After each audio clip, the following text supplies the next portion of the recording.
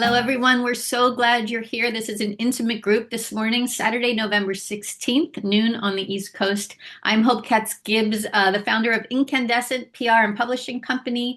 I'm thrilled to be working with this group of amazing women to talk about how we're going to handle what's coming next, post-election 2024.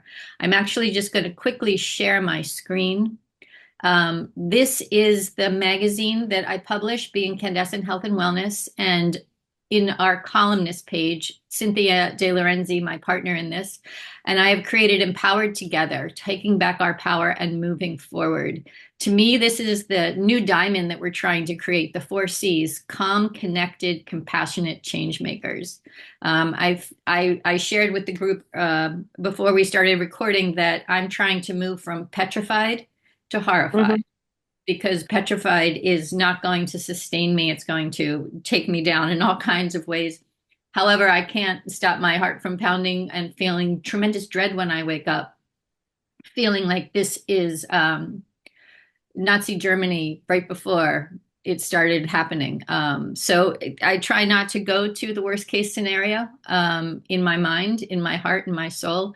So instead, Cynthia and I have come together to really try and create what we can do to make the world a better place for women and others. So Cynthia wrote this beautiful introduction about what we can do, and she'll talk a little bit about that. This is her gorgeous artwork that she'll be selling through all of our sites. We're also talking about doing classes where women can come together with their expertise. And as we create and grow this community that Cynthia, who founded Success in the City, an international women's networking group decades ago, that we can really ignite our power together. So I am going to throw it over to Cynthia to talk about this and her experience and her background just for a little bit, and then we'll go around the circle. And thank you all for agreeing to share this with women who couldn't be here today, because we know that this is the beginning of a movement where we're just going to continue to support each other in the most profound and important ways. So take it away, Miss Cynthia. Thank you, Hope. I'm so happy to be here, and I'm so happy we've got a small group of women together today.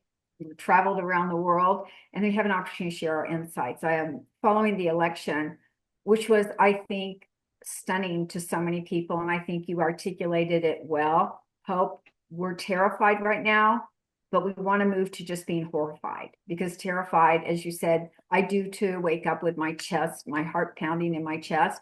And I thought, what are we going to do to have that sense back of taking control, because it does feel like somebody's made decisions about our lives moving forward.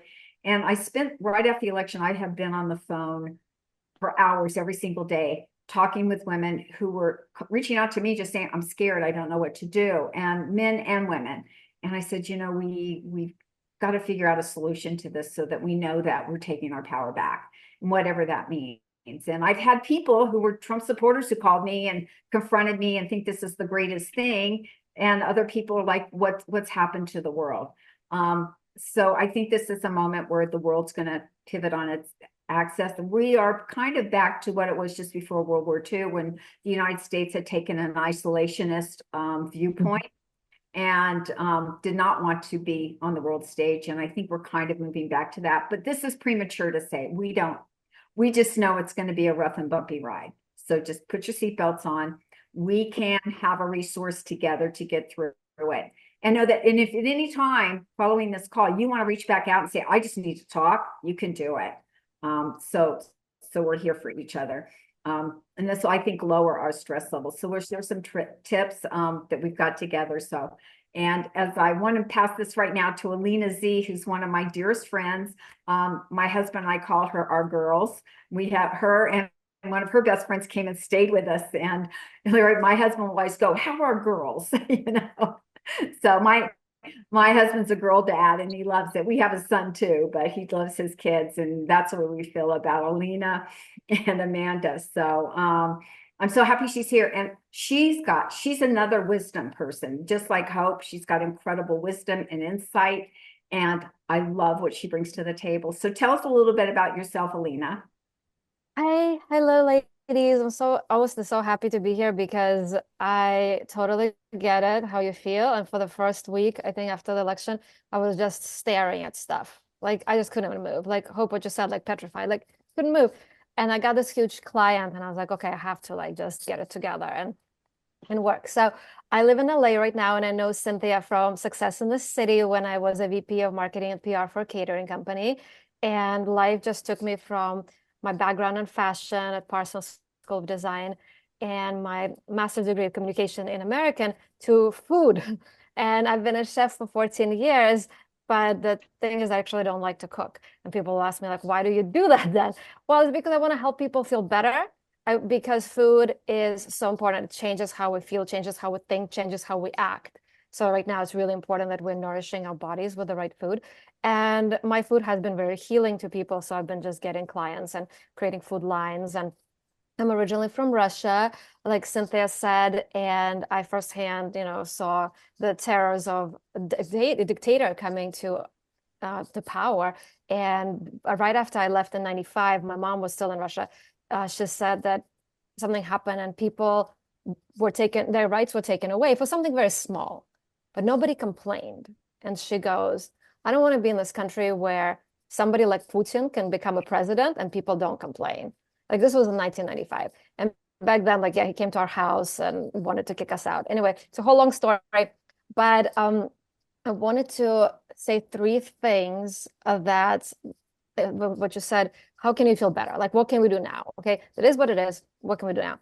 And I've been in a holistic wellness space for a long time, and I'm a Deepak Chopra certified health coach, a life coach. I'm also a health coach. But one thing that you said, Hope, in your newsletter is like, we're creating a new diamond. Well, the thing is that diamonds are only born under pressure.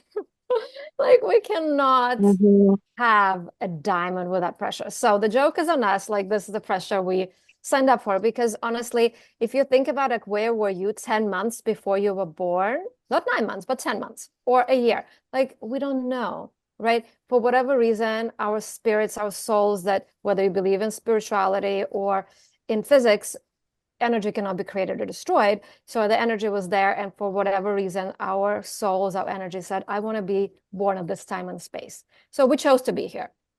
Okay, this is the way I look at it. We chose it. So we have to powerfully step into it. And what Cynthia said, Success in the City started with a scary diagnosis. And she was like, you know what? I'm going to do what feels good right now. I'm just going to have a party. And Success in the City was born. And what I teach my clients is pleasure, especially for women. Like this is how babies are born. This is how we create life, like having a good time. And then 9 months later, there's a kid. It's a whole life. And so if we go and follow our pleasure and our joy, and in those moments, like I just can't move right now, and I don't know what to do. Like you're just thinking about what's happening around you. What's been working for me is like, what would feel good right now? Just for like right now. Like it would feel good to write with a nice pen, or it would feel good to go get a facial, just like little tiny steps. And then you kind of start unfreezing yourself. And that's been helping me. And I tend to use morbid things to make myself feel better. So I'll share this. Hopefully it will make you feel better because everybody feels petrified. Is that we know how the story ends. We're all going to die. Like it's a fact. It's something we know. And there's so much beauty in that because we get to choose how we live and how do we go down? Do we go down and die just going, you know what? I'm just not going to do anything. Or do we go like, we're going to die anyway. I'm going to fight for what's right. What makes me feel good? What keeps that song in my heart? Like, why are we even here? Like, why were we born? And that's been my journey. And that's what I'm coaching clients now is really getting to that purpose. And when you're living in alignment with who you are and follow it with joy, not with like, I have to do this because it's the right thing, but no, it's like, I have to do it because it feels right. Like I cannot live without doing whatever it is that makes my heart sing. And I want to share a story that I hope that gives you a little bit of hope. Because it was a huge pivotal thing for me. And if you believe in 1111, it's like a magic number. On 1111 a few years ago, there was a huge flood in my building. It started right above my apartment and it flooded the hallway and flooded 3 stories of my building. and about 10 apartments each. So let's say 30 people got displaced, okay? First hour, I was freaking out. I was like, oh my God, what am I gonna do? My dog is dying. Like, we're standing outside, like I'm wearing pajamas, Chanel boots, and a trench coat, like crazy. And I was like, what am I gonna do? And then I was like, talked to my coach, and she said, Alina, like, it is what it is. Like, relax, just trust, just trust. I said, you know what? I have two choices, to be stressed or to trust. So I'm going to choose trust. And I thought, you know what? I'm just going to be nice about this whole thing. I'm just going to be like, everything's going to be great. Like, I don't know how. I was trying to just be hopeful. And I was. And then I talked to the manager of my building, and she said, you know what? I'm going to give you a tip. And she gave me a tip that made me like $30,000 cash and made me move to a better place. And it worked out like magically with my dog passing, like at the perfect time. Like, it could have not been the worst things that happened, could have not happened, and the most beautiful thing. And at the end, I was like, wow, I was so grateful. And then here's the thing that was so fascinating. I met with her for lunch, and she said, you know, out of 30 people that had exactly the same situation, exactly the same scenario, those who had positive attitude won, and those who were nasty about it, they ended up losing money. The same exact situation. And like, we can't go like, well, that happened to you, but that was a different circumstance. No, if you don't understand my point of view. But this was exact same situation for exact same thing. And everybody had different outcome because of the attitude. And because she was above this whole situation, watching everybody, it was like a control group in a way. So I just want to share this with you, that things are terrifying. My mom, who went through this in Russia, she lives in Florida now. She couldn't even speak. Like, she just was like numb.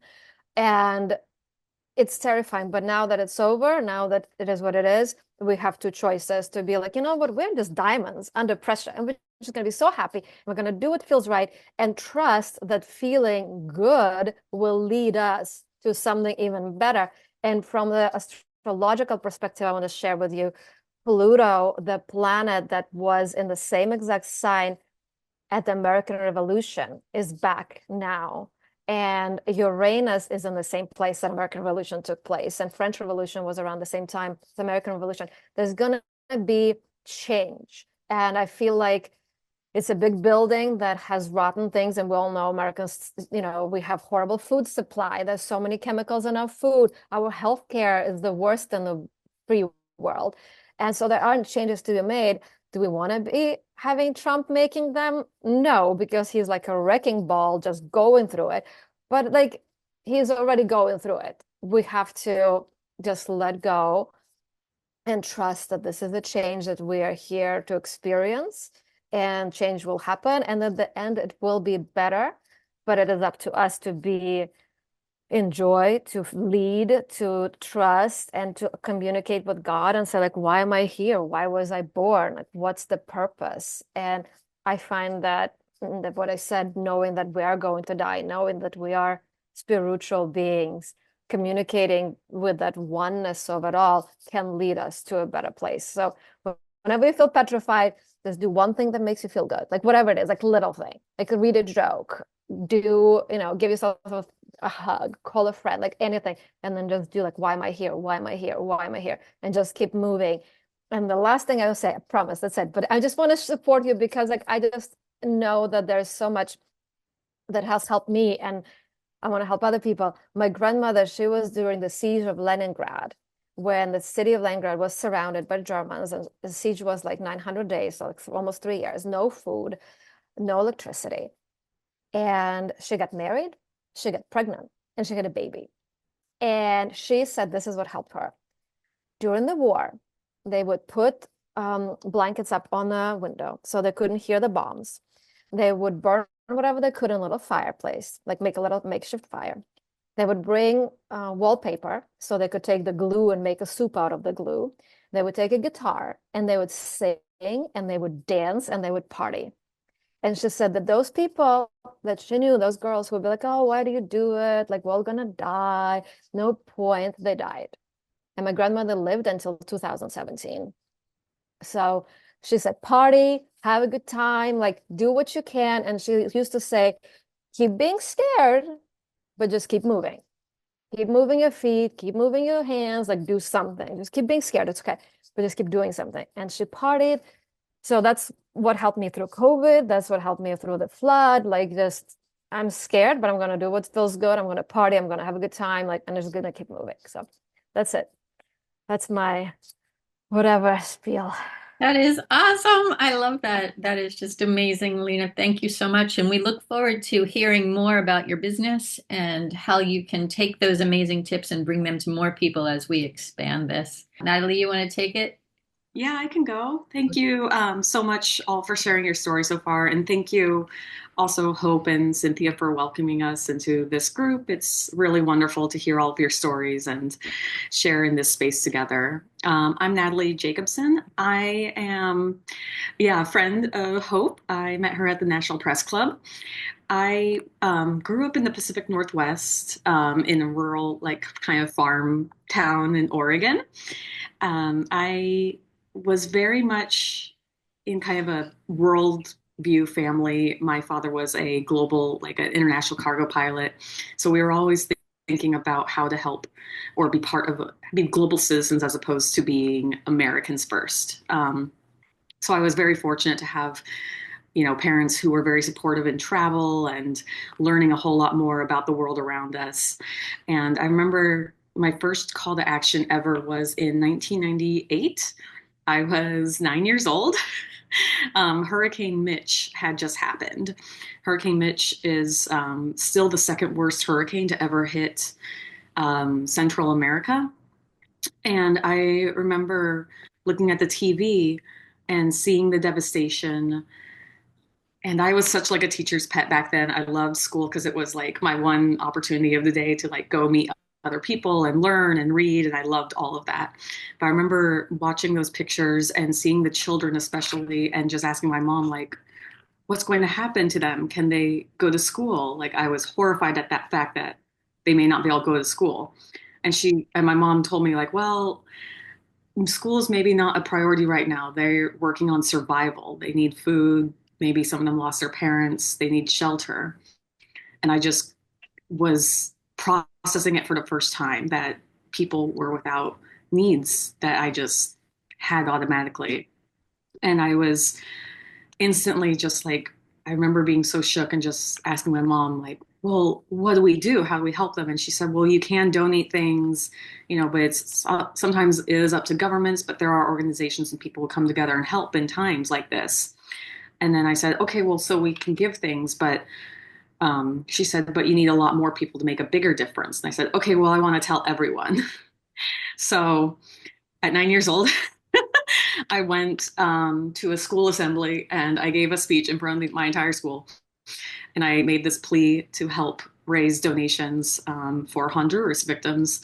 And we got enough donations to fill an airplane. And my dad was able to connect us to an airline that was able to offer to take the shipment down there for free to help those victims. And that became my first call to action in terms of like volunteerism and then also in journalism. So throughout then my life in college and then post-college, I have been a journalist and a writer and always seeking to tell the truth and combat misinformation and call out authority when necessary.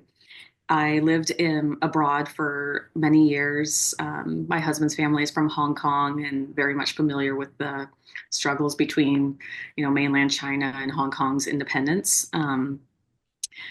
And we moved to Virginia in 2016 from Japan. And that was quite a shock because we had, left America during the Obama years and came back. And a few months after we moved to Virginia, of all places, then the first election happened with the Trump administration. So that was quite a surprise. And I often say that moment felt more like culture shock to me than it did when I moved to Asia. Things over there just somehow made sense and nothing back here at home made sense anymore. So I was kind of learning and relearning what my own country was all about and where we were going. So I continued to be a journalist in Virginia for a couple of years. And then in 2017, the Unite the Right rally happened. And my husband and I were living in Charlottesville at the time. So I was doing a lot of reporting around that time and even reporting against Governor McAuliffe. He did not handle that situation well, and he would not listen to activists, and he endangered a lot of people in the process. So I wound up trying to FOIA a lot of requests through his office, and he denied them. So I took him to the Supreme Court, and I wound up winning my court case against him and helping protect journalists' rights in pursuing the truth, especially around police activity.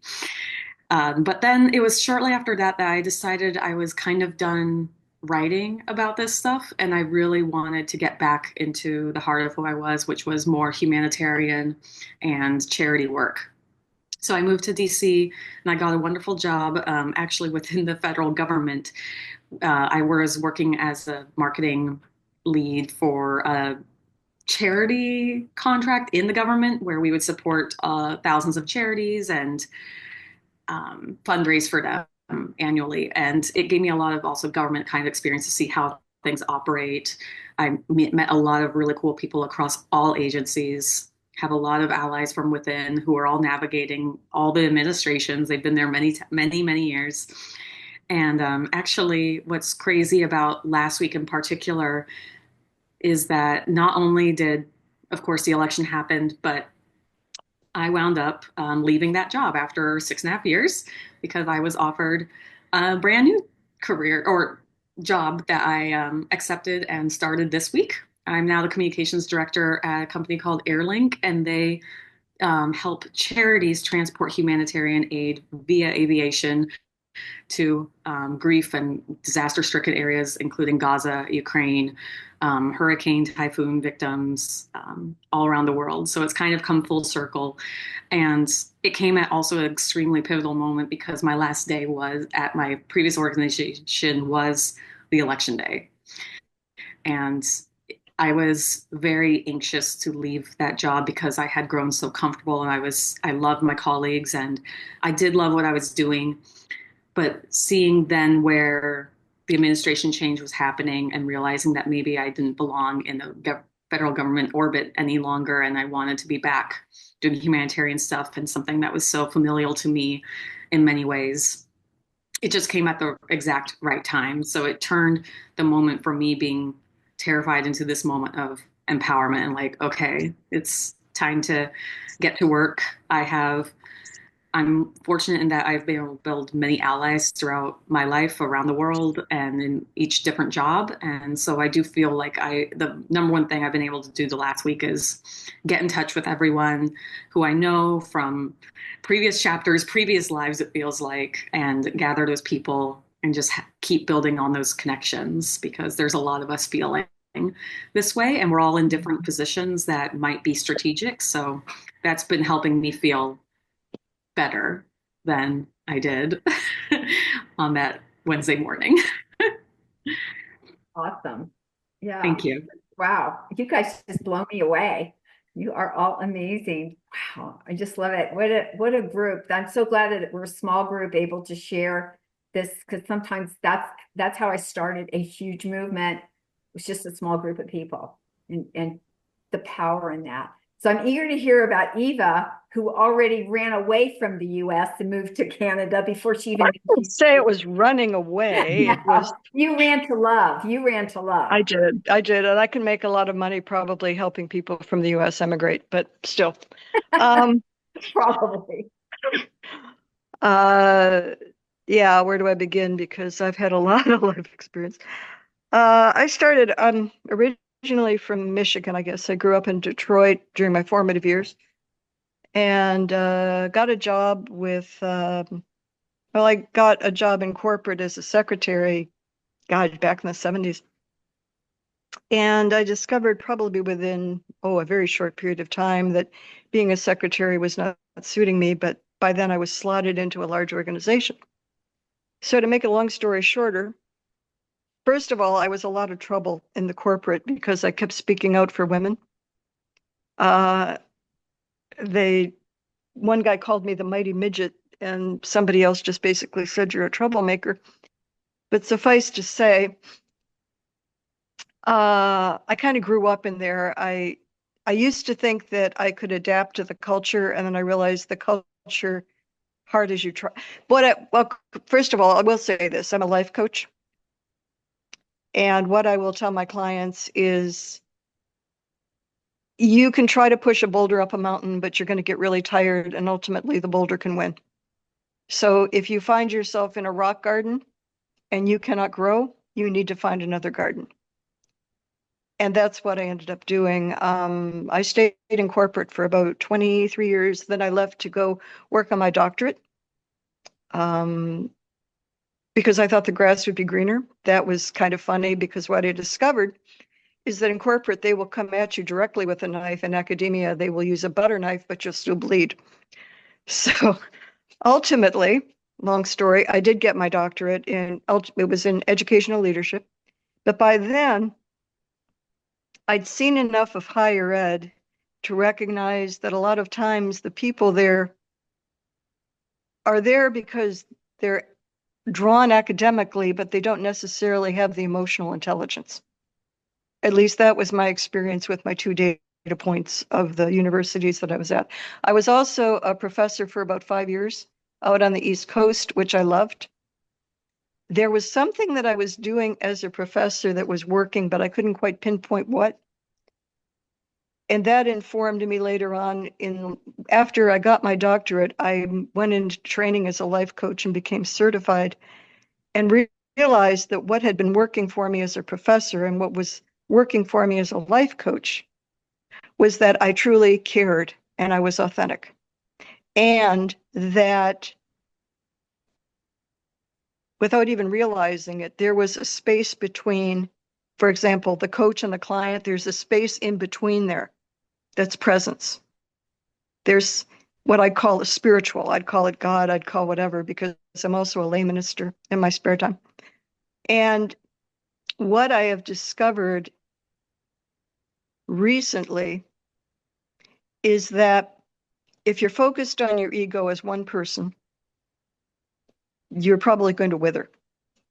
If you're focused on two people, you could have the potential for a power struggle. If you focus on whatever you want to call a spirit or God, that space, that action of love, that love force, that is going to carry the day for you. That's what's going to make it right. And I'm not sure I'm being as articulate as I'd like to be, but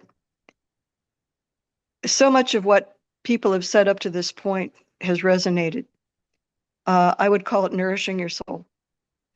Whether it's gardening, whether it's, I've been drawn to connect with all the people, the women I know right now too. Because we're going to be more powerful together than we are little bits of light all over the place. As people were talking, I was thinking of Viktor Frankl, Man in Search of Meaning, and how he would talk about the people in the concentration camps. And some people believed that by the end of the week they'd be free, and at the end of the week it didn't happen and they withered. Other people just gave up. And it were those people that had the light inside themselves, those people that were a light to other people, they're the ones that kept going. The ones after the war that wanted revenge, as opposed to those who were willing to move forward and let it go. Not to say that what they did was right, but to let go of the toxicity inside themselves. And what I think about too is how important it is to have that centered space inside of us, that light. And I think about the eye of the storm, that the storm is raging around you, but you've got that space of peace no matter what, that's in your center, that's inside yourself. That only then can you carry yourself through. My coaching is based in positive psychology. And that doesn't mean you're Pollyanna, and it doesn't mean you pretend it all doesn't, it has to do with the balance. It has to do with recognizing that there's darkness and there's light, but the light will shine brighter in the darkness because of the darkness, because we're giving birth to something new. And it may not happen in my lifetime, but I know that when I heard that he was elected again, in 2016, I wore black and cried for a week. Went to a different conservation every day just to try to soothe myself. This time, strangely enough, I went into the fetal position for about 5 minutes and sobbed uncontrollably. And I'm like all the rest of you. It's like it's an earthquake and the tremor keeps happening. And it's like there's just so much reality I can handle at one time. Because I'm not going to the traditional news. I'm focusing on connecting. I'm focusing on doing things that will nourish my soul. I'm focusing on helping others nourish their souls.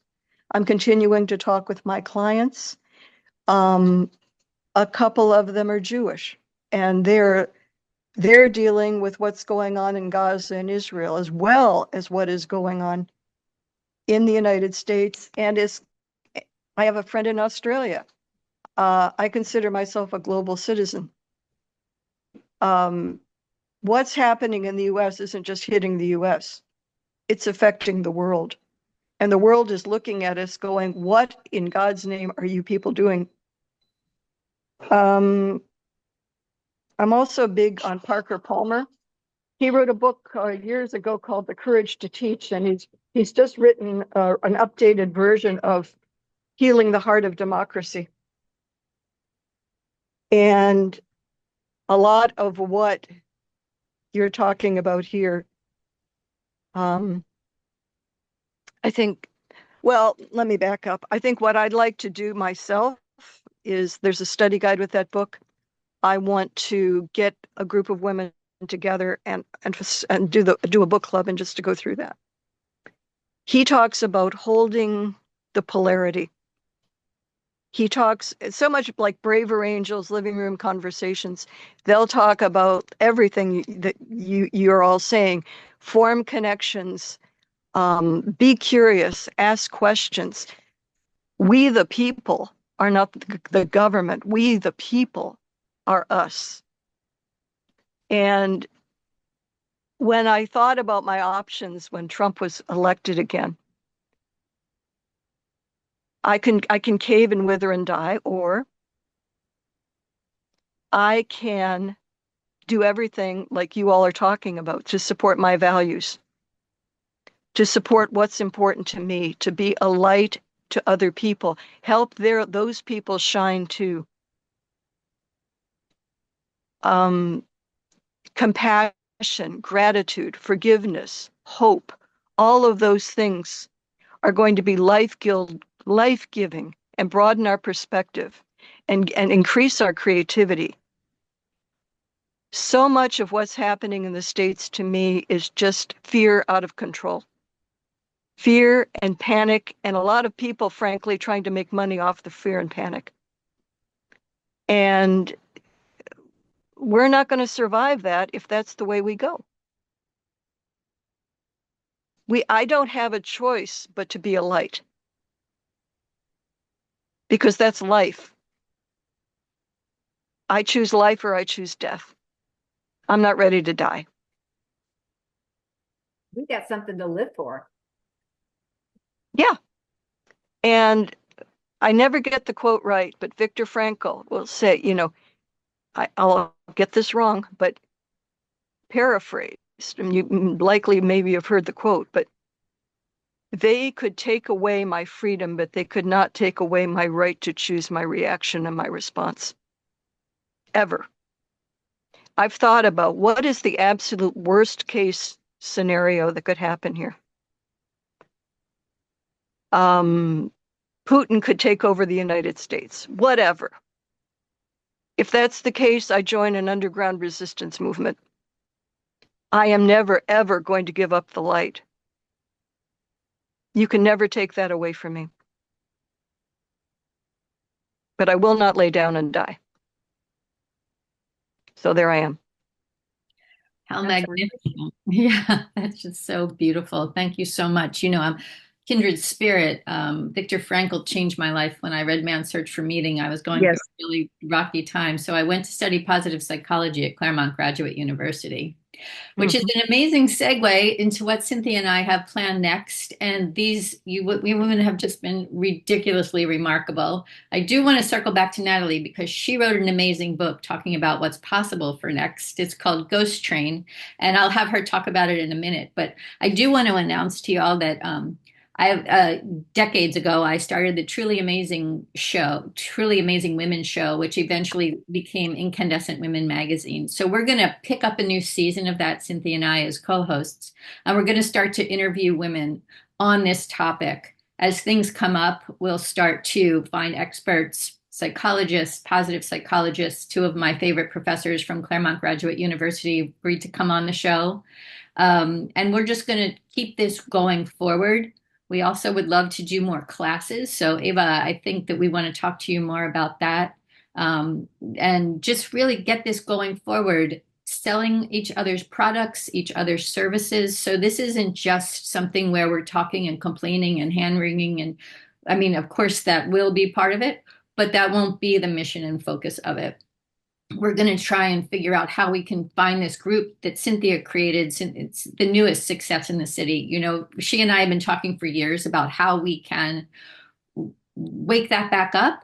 And we never quite landed on how, but now I think we figured it out. So between my online magazines and radio network, Incandescent Radio and Incandescent TV, I think we're on a roll. So helping women write books, coming together for retreats, coming together for hopefully a monthly meeting like this.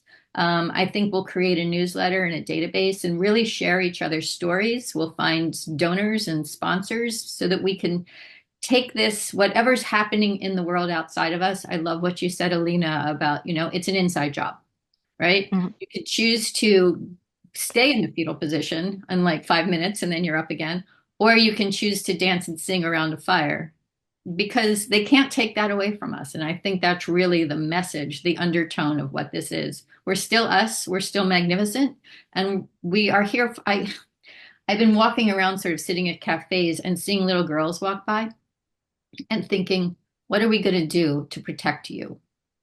Because that's really the future. I want to hand it back to Natalie. I want her to talk about her book, but one of my PR clients is a group of 10 women from around the world who wrote this amazing book called The Uprising of Women in Philanthropy. Brilliant women who are the basis of the women's funding movement. And we started a podcast and video series for them. And in episode 2, which we just recorded 2 days ago, I actually burst into tears at the end of it because it's so emotional and so important what we're doing. And heaven forbid anyone take that away from us, or worse, we take it away from ourselves. So we're here in unity. All right. Can I ask a question before we go with Natalie? Because it's something that I really am struggling with, and I really would love your support. Because what you just said, Hope, they cannot take it away from us and little girls. And I have a friend in Florida. We've been friends for 8 years. We became friends after Trump became a president. So we never really talked about it. She does like women's circles, like goddess circles. She's a therapist. And she said, he's a good man. He's a good man, and he's going to make America great again. And I just lost it. Like, I was like, I just can't. Like, I cannot be friends with someone either that dumb. I'm sorry. Like, can you listen to him? Can you just see him talking? Like, just visually, like, can you look at his past bankrupting a casino that's supposed to win? Like, how can you trust? So either you're really dumb or you're really, really brainwashed. And then she's doing these workshops and helping women to get into their power. And I'm like, are you kidding me? You guys just gave away your women rights in Florida. And my friend who's an OBGYN, so I'm not listening to the news at all, but from the actual OBGYN who says, like, save $15,000 if you're a woman of childbearing age, because I cannot help you. Like, I cannot save your life anymore. And my question is, what I'm struggling with is, as much as I want to help women, I also want to understand, how are they voting against themselves? And she has 3 daughters, 20 years old, two twins, and one 16. And I'm just like, I was more devastated and shocked that there's women who are celebrating, who are wearing, I'm a Trump's girl. And I need support with that right now because I just cannot wrap my head around how women can do that. And how can I either not look at it? Because like I'm all about women empowerment, stepping into power, who you're meant to be, like be yourself, be who you want to be, give people freedom. And these women don't want to have their freedom. And I just don't know how to deal with it. And I can't be friends with her. I'm like unfriended her and I just can't. So there are a number of things to unwrap in this. Number one, you're really looking at through the lens of a cult. And when people sometimes they have painted the world because they're in a communication circle, which is this food leap. I mean, it's a repetitive loop of information, which is it's a dystopian, but you really can't just break them out. And we think, let's have a conversation, and then you're going to hear my perspective or my view. And it's almost an impossible thing to do, except one, first is your health and your well-being. If you're an associate with somebody whose behavior and beliefs are so distorted that it's impacting you, I think you have permission to walk away. Doesn't mean come back, but you don't own an apology. You're not disturbing the relationship. You're disturbing, you're disrupting yourself. So I think that's one thing. I think too, when you can engage in a reasoned argument, which can be very difficult when somebody has views so far from the norm or for yourself, which I have a number of friends that I've been talking to, and two of which are very much Trump supporters. And, but it's been respectful. They've listened to me and I've listened to them. I reply. And the other thing I do, because if you say, this is my view, when somebody says something like that, because I've had that like conversations with family members and everything, I said, let's look this up online. Let's just do a Google search and see what they say. And this is what it says. Well, what's your source? Well, it's a nonpartisan group. It's AP News. And even then you say it's Reuters or AP News, which are credible. When you use credible news sources, they discount it. But that's the best you can do. I think we can cause a movement here. A few women starting to invite other women who want to hear the truth. They're going to see it one way or the other. They're going to experience, because the prices, they're concerned about the price of eggs now. They have no idea what's coming. But I think we can find resources and say, hey, you need to talk with us or come listen to our group of women, and maybe those will be opportunities. I know it's very simplistic what I'm saying, and I love what everybody here is saying. I mean, I feel it's lowered my stress level, and I've been just spending hours trying to help other people cope. And you all have been a huge gift. I thank you. A huge gift today. I mean, I feel a lot better. I kind of felt like hopeless, like what's happened, but this has really been a gift. And maybe we can come back every so often and just do check-ins and say, or we can just send out a message, hey, can we have a quick meeting? This is what we need to talk about. Or I've got somebody who needs to hear us or come in. And I'm just throwing that out. I don't have all the answers, but you have been all of you have been an incredible gift today. So, all right, Natalie, okay. The intermission's over. All right. Hardly. Thank you. Hope was very kind to bring it up and want me to share about it. So something that I did while I was in Japan was I was a reporter out there, so I was very fortunate to meet a ton of people who I never would have met otherwise, interview from monks to historians. People Can I ask you quickly where you lived in Japan? I lived there for 5 years. Okay, I lived in Hokkaido for a year, and then I was in Tokyo for about 5 years. I went to school briefly in Kyoto. And then I just traveled all around the country. But I lived in Yokohama, Yokosuka, Atsugi, graduated high school. Okay. Yeah, I went to high school, and I went to a convent in Yokohama. So wow. That's a culture which will change it's an amazing, when I came to the United States, it was like coming to a foreign country after living there so long. So yeah, exactly. Yeah. A lot of things over there sort of made sense in a way. And I loved all the people who I met, and I met people who survived World War II, and it was just an incredible, impactful experience for me. And I realized that after I left Japan and came back to the States, I still had so many stories and so much information that I needed a place to put it. So during the pandemic, uh, I think our sense of time changed a little bit. We suddenly had a readjustment to our schedules. We were no longer commuting, so I found that I had a little bit extra buffer to myself. And I was like, well, I want to go back to what I love doing, which was creative writing and processing a lot of information through other characters. That was the pandemic, it was the previous Trump administration, and we're still living in this crazy information age. We're getting these just onslaughts of media and information every day that you have to decide, what do you trust, what do you not trust? Who do you trust? Who do you look for when things are hard? And I found that there were a lot of parallels in some Japanese history. As Hope mentioned, I did write a book that was set in Japan pre-World War II. It's set in 1877 when the feudal lords have fallen and the emperor and imperial rule is taking over.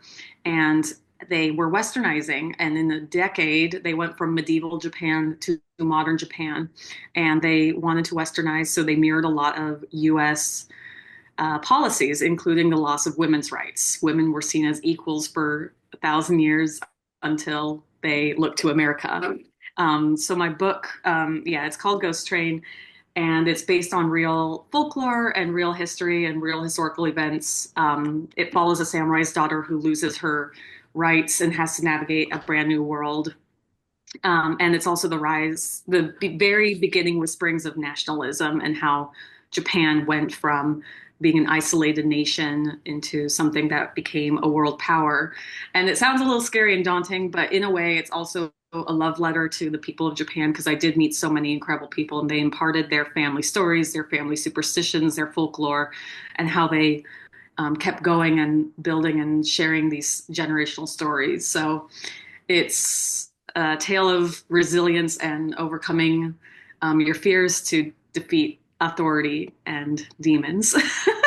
So it's a little bit of a historical fantasy, but it's a little bit sidetracked. But basically, all to say that this time period, I think, is going to be very difficult for a lot of people. And sometimes, if we do feel, I think there will be a sense of censorship as well and digital authoritarianism.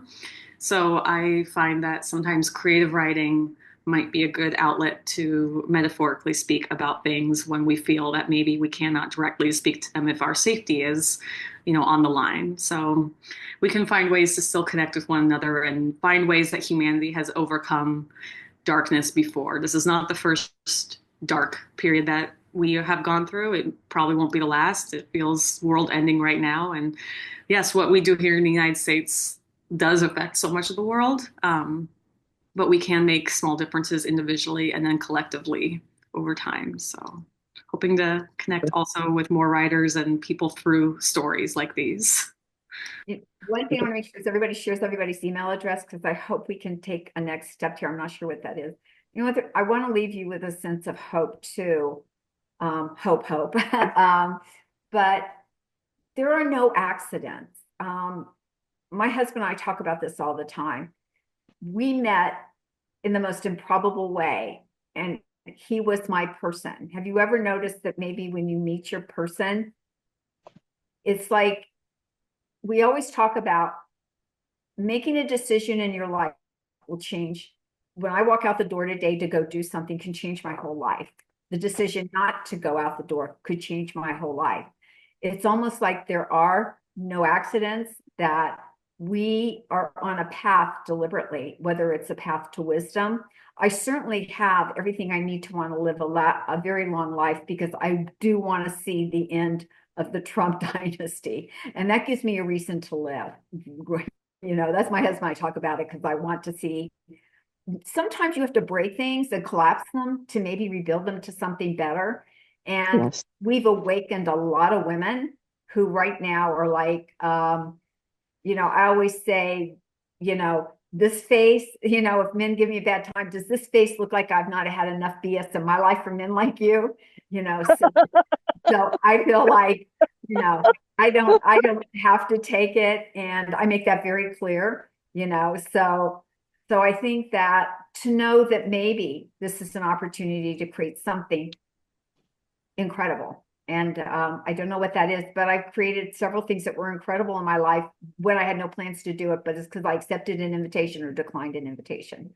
So look at this as our opportunity to perhaps be the seed of a movement, to join other movements, I'm working on this for my granddaughter. I have one grandchild, it's a daughter, and I'll be damned if I'm going to let her lose her rights. You know, I went to see Wicked. It's coming out, I think, next week for everybody. My boyfriend is a movie business, so I get to see movies before. But we went to see it, and you girls have to see it because I was watching it. I was like, oh my God, this is exactly what's happening right now, like taking away rights. And she's at the end, she's going to take revenge. But anyway, it's a great movie. If you haven't seen the musical, I think it will also give women power. So. Absolutely. I actually had the opportunity to interview Gregory Maguire, who wrote Wicked.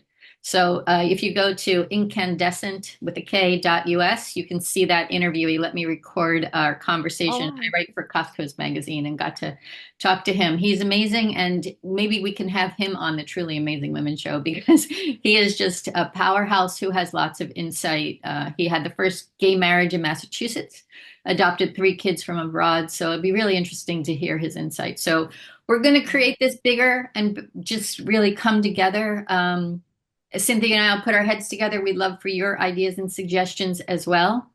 If you have ideas for next steps, we would love to hear them, whether, it's taking the communication step, the support, the coaching step, just the insight.